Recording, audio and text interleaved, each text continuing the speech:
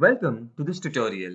In this video, I am going to demonstrate on how to edit an existing contact in KEBS. Once the user has navigated to the Contacts app, he or she can edit any contact displayed on the landing page by two ways.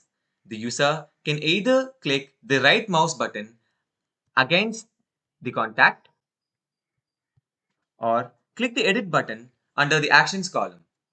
If the actions column is not visible, it can be toggled on by using the customize option. Once the edit option is clicked, the user can make the necessary changes.